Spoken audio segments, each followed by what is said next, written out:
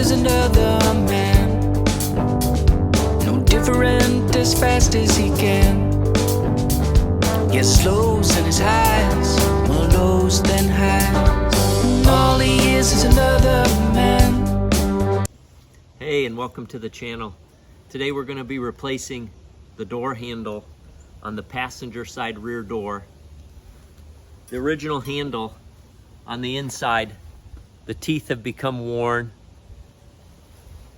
That handle is no longer able to grab on, basically making it unable to open the door from the inside. Ordered from BJ's Off-Road a replacement handle.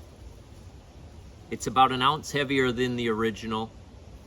Inside, there's a 1/4 inch more biting surface than the original.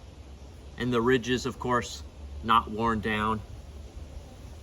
That fits on there. The door can open. Most of these sit about 10 o'clock. Angle, as far as positioning it, it's up to you.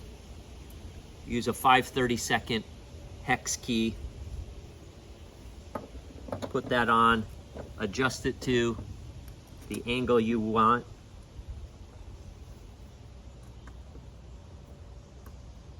Tighten up the nut.